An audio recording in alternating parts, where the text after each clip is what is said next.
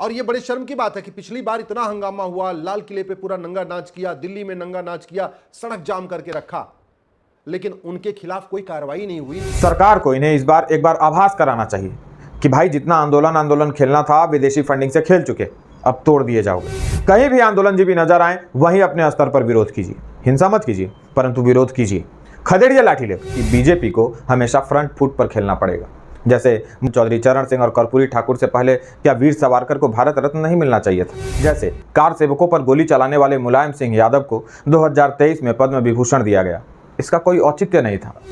नए वोटर जुड़ रहे हैं कि नहीं, उससे अधिक ध्यान इस पर रखना है कि आपके रेगुलर वोटर तो नहीं खिसक रहे। सुप्रीम कोर्ट ने 5 दिन का स्टे लगा दिया, पर बीजेपी ने इस बार परसेप्शन की लड़ाई को लीड किया, विपक्ष को अपनी पीठ पर घसीट लिया। अभी सुप्रीम कोर्ट कोई भी फैसला दे, पर बीजेपी को जो मैसेज देना था वो तो देने में सफल रही। ऐसा ही एक निर्णय लिया गया, सरकारी कर्मचारी भी आरएसएस की शाखाओं में जा सकेंगे। प्रदेश के सीएम को अपमानित किया गया और पार्टी की ओर से कोई नहीं बोला कि केशव प्रसाद मौर्य ने गलत किया, उनको माफी मांगनी चाहिए या उनको स्पष्टीकरण देना चाहिए। नेता जो 5 साल उप मुख्यमंत्री रहने के बाद भी अपना विधानसभा क्षेत्र नहीं संभाल सके, विधानसभा चुनाव हार जाते हैं, फिर भी बेशर्मों की तरह उप मुख्यमंत्री बन जाते हैं और मुख्यमंत्री बनने का सपना देख रहे हैं। योगी आदित्यनाथ जैसे नेता को विधाता ने वरदान के रूप में देश को सौंपा है, उस वरदान का तिरस्कार नहीं होना चाहिए। यदि बीजेपी योगी आदित्यनाथ को हटाने का जोखिम लेती है तो यूपी में कई दशकों तक भाजपा की पूर्ण बहुमत वाली सरकार की वापसी नहीं हो पाएगी। योगी का टीम। नमस्कार, मैं हूं राजन झा और दक्षिण पंथ के नए वीडियो में स्वागत है आपका। आपने यह कहावत तो सुनी ही होगी कि politics is a game of perception. तो परसेप्शन की इस लड़ाई में जिसने भी विरोधी को अपने पीठ पर घसीट लिया, जीत उसकी हो जाती है। 2024 के लोकसभा चुनाव में विपक्ष ने बीजेपी को जाति के पीठ पर घसीटा और बीजेपी हिंदुत्व का परसेप्शन छोड़कर जाति के पीठ पर चली गई। यूपी की बात कर रहा हूँ। चुनाव शुरू होने के बाद, एक चरण बीतने के बाद मोदी जी के भाषणों को छोड़ दीजिए, तब तक देर हो चुकी थी। देखना यह चाहिए कि 2019 के बाद से 2024 तक के चुनाव के बीच लिए गए आपके निर्णयों ने इस चुनाव पर कितना प्रभाव डाला। विपक्ष जब जाति जाति करने लगा तो जाति को साधने के लिए बीजेपी ने भी कुछ ऐसे निर्णय लिए जो नहीं भी लेते तो शायद प्रदर्शन और अच्छा होता। जैसे कार सेवकों पर गोली चलाने वाले मुलायम सिंह यादव को 2023 में पद्म विभूषण दिया गया, इसका कोई औचित्य नहीं था। यदि आप एक बीजेपी सपोर्टर हैं, यदि आपने कभी राम मंदिर आंदोलन में हिस्सा लिया था या फिर आपके परिवार के सदस्य आंदोलन से जुड़े थे, तो आप इस निर्णय को किसी भी स्थिति में स्वीकार नहीं करेंगे। चुनाव से कई महीने पहले आप इस तरह के निर्णय ले रहे हैं। इस तरह के कई निर्णयों ने आपके कोर वोटरों को नाराज कर दिया।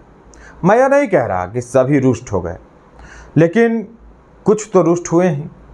कुछ वोट देने नहीं गए और कुछ ने क्रोधवश दूसरे उम्मीदवार को वोट कर दिया, तो कुछ नोटा के साथ चले गए और सब आपके वोटर थे।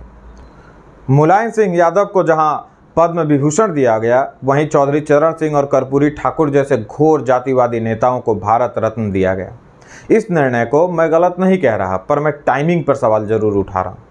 यह काम 2020-21 में कर दिए होते तो शायद चुनाव के समय यह मैसेज नहीं जाता। नए वोटर जुड़ रहे हैं कि नहीं, उससे अधिक ध्यान इस पर रखना है कि आपके रेगुलर वोटर तो नहीं खिसक रहे। आज का समय ऐसा नहीं है कि जो भी निर्णय आप लेंगे लोग उसके हाँ में हाँ मिलाएंगे, और बीजेपी के वोटर तो बहुत अधिक जागरूक हैं। बजट पर जितनी आलोचना विपक्ष वाले कर रहे हैं उससे कम भाजपा वाले भी नहीं कर रहे। बीजेपी के सपोर्टर कांग्रेस के सपोर्टरों से इस मामले में थोड़े अलग हैं। इतनी भूमिका बनाने के पीछे का औचित्य यह था कि बीजेपी को हमेशा फ्रंट फुट पर खेलना पड़ेगा। जैसे चौधरी चरण सिंह और कर्पूरी ठाकुर से पहले क्या वीर सावरकर को भारत रत्न नहीं मिलना चाहिए था? सही अर्थों में जितनी यातनाएं वीर सावरकर ने सही थी, किसी भी फ्रीडम फाइटर ने उतनी यातनाएं नहीं सही।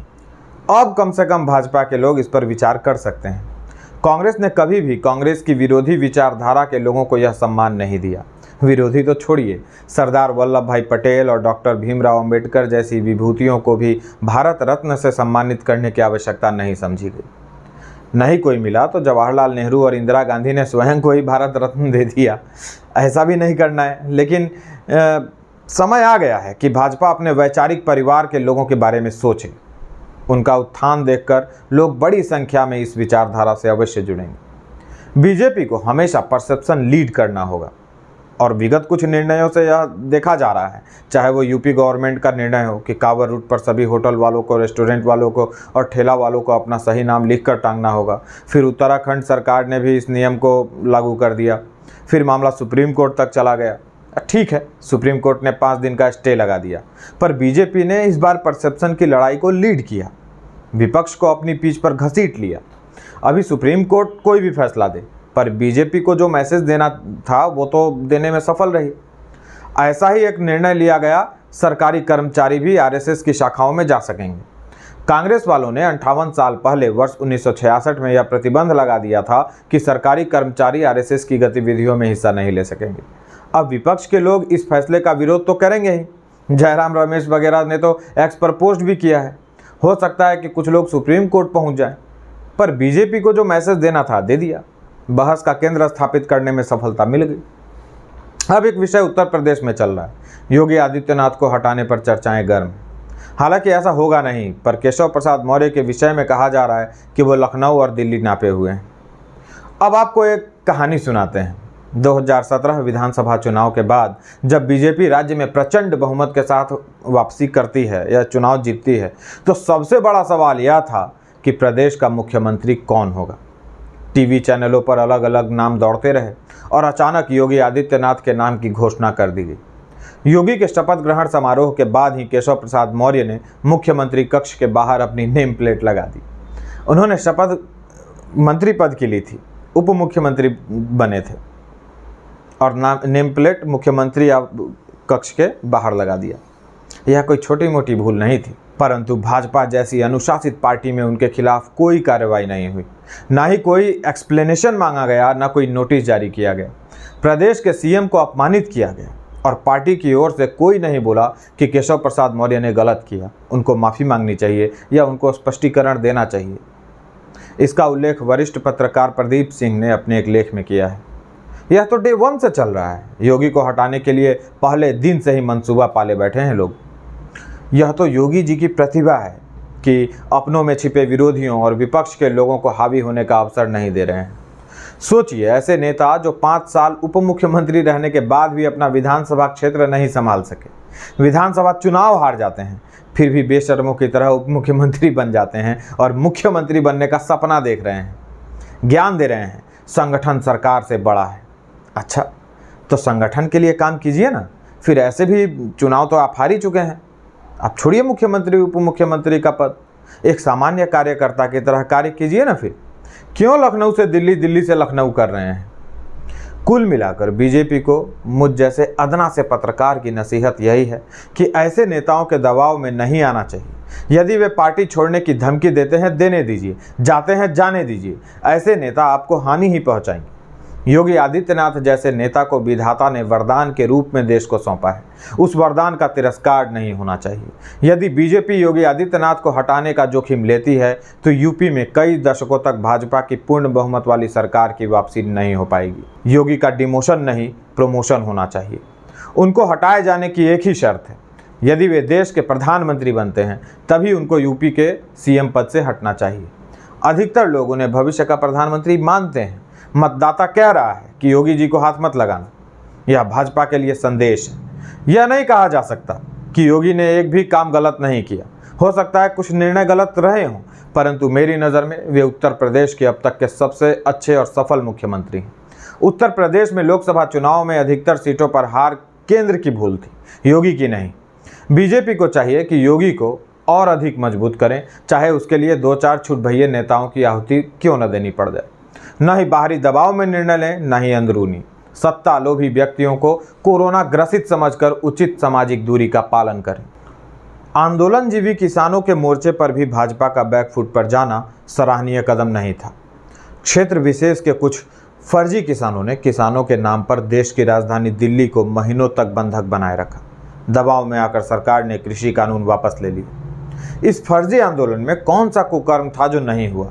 रेप हुई, हत्याएं हुई, लाल किले पर चढ़कर किसानों ने तिरंगा हटा दिया, राजधानी में अलगाववादी निहंगों ने तलवार भांचे। सरकार ने क्या किया? कितने किसानों को सजा हुई जो अराजकता फैला रहे थे, जो खालिस्तान का झंडा और खालिस्तान का नाम खुलेआम लहरा रहे थे। यहाँ तो खालिस्तानी चुनाव जीतकर संसद पहुंच गए और अब समाचार प्राप्त हो रहे हैं कि ये फर्जी आंदोलनजीवी फिर से अराजकता फैलाने की तैयारी कर रहे हैं। अब वे क्रिमिनल लॉ के खिलाफ दिल्ली कूच करेंगे। 15 अगस्त को ट्रैक्टर मार्च निकालने की घोषणा की गई है और वो पहले से अधिक उत्पात मचाने की कोशिश करेंगे और इन सब की जिम्मेदारी मोदी सरकार की होगी। उनके ढुलमुल रवैये ने इन खालिस्तानी समर्थकों का मनोबल बढ़ाया है। 3 कृषि कानून रद्द करवाने के बाद भी अलग अलग बहाने से ये फर्जी आंदोलनजीवी धरना किए जा रहे हैं, प्रदर्शन किए जा रहे हैं और ये करते रहेंगे क्योंकि इनको देश और विदेश से ऐसा करने के लिए फंड मिल रहा है। अश्विनी उपाध्याय जी को सुनिए। आंदोलनजीवियों को विदेशों से फंडिंग हो रही है, बहुत बड़ी मात्रा में फंडिंग हो रही है, लगभग 50,000 करोड़ की फंडिंग हो रही है। और मैंने इस पे PIL फाइल किया है यूनिफॉर्म बैंकिंग कोड लागू करने के लिए। एक यूनिफॉर्म बैंकिंग कोड लागू नहीं करेंगे, विदेशी फंडिंग नहीं रुकेगी। विदेशी फंडिंग नहीं रुकेगी तो यहां आंदोलन चलता रहेगा। आंदोलनजीवी कभी किसान कानून को वापस करने की मांग करेंगे और कभी कहेंगे कि ये जो अंग्रेजों वाले कानून नए खत्म किए गए उनको दोबारा फिर से बहाल करो, जो नए कानून बनाए गए उनको खत्म करो। जियो है, इनके संगठन है, उनको FCRA का लाइसेंस मिला हुआ है, विदेशी चंदा लेने का लाइसेंस मिला हुआ है, उनको विदेशों से फंडिंग हो रही है। तो FCRA की फंडिंग हो रही है, बाहर से हवाला की फंडिंग हो रही है, अंदर से काले धन की फंडिंग हो रही है, पॉलिटिकल पार्टियां उनको फंडिंग करा रही है और वो हंगामा करते जा रहे हैं एक के बाद एक। और ये बड़े शर्म की बात है कि पिछली बार इतना हंगामा हुआ, लाल किले पे पूरा नंगा नाच किया, दिल्ली में नंगा नाच किया, सड़क जाम करके रखा, लेकिन उनके खिलाफ कोई कार्रवाई नहीं हुई। क्यों? क्योंकि पहली बात तो हमारा कानून घटिया है। यहां भी मोदी जी को फ्रंट फुट पर खेलना होगा। ये बार बार की नौटंकी बंद करवानी होगी। कैसे होगा यह सरकार तय करे, परंतु यदि बार बार ये 1000-2000 लोग सरकार को ब्लैकमेल करते रहे तो सरकार चलाने का कोई अर्थ नहीं रह जाएगा। अभी तक शंभू बॉर्डर पर कुछ आंदोलनजीवी बैठे हुए हैं, हटा नहीं सके उनको। हाई कोर्ट भी कह चुकी है कि शंभू बॉर्डर खाली कराया जाए और ये पूरी दिसंबर तक की प्लानिंग लिए बैठे हैं। इस बार सरकार को इन्हें एक बार आभास कराना चाहिए कि भाई जितना आंदोलन खेलना था विदेशी फंडिंग से खेल चुके, अब तोड़ दिए जाओगे। शांति से देश में रहना है रहो, अन्यथा कश्मीर में तो है ही, पूरे पंजाब में फौज डिप्लॉय कर दिया जाएगा। फिर देते रहना गाली। स्थानीय लोग भी विरोध करें। कहीं भी आंदोलनजीवी नजर आए वहीं अपने स्तर पर विरोध कीजिए। हिंसा मत कीजिए परंतु विरोध कीजिए। खदेड़िए लाठी लेकर। दिल्ली वालों को खदेड़ना चाहिए। कोई पंजाब, हरियाणा और पश्चिम यूपी से ट्रैक्टर लेकर आ जाता है और पूरे इलाके पर कब्जा करके बैठ जाता है। पहले स्थानीय पुलिस से शिकायत कीजिए। पुलिस न सुने तो स्वयं बाहर निकलिए और उन आंदोलनजीवियों को भगाइए। जाओ अपने अपने घरों पर आंदोलन करो, हमारा रास्ता क्यों घेरते हो? ऐसा नहीं करेंगे तो ये सुधरने वाले नहीं। जहां भी ये दिखे उनका मजाक उड़ाइए, कोसिए और पूछिए कि कितने पैसे लेकर बैठे हो फर्जी आंदोलन में, अन्यथा आप परेशान होते रहेंगे। सरकार को भी दिखे कि आम लोग कितने परेशान हैं। आज के वीडियो को यहीं विराम देते हैं, मिलेंगे नए वीडियो के साथ। वीडियो पसंद आ रहा हो तो इसे दूसरों के साथ साझा कीजिए। चैनल को सब्सक्राइब कर लीजिए। आर्थिक सहायता पहुंचाने के लिए इस QR कोड को स्कैन कीजिए। जुड़े रहने के लिए आप सभी का बहुत बहुत आभार, बहुत बहुत धन्यवाद।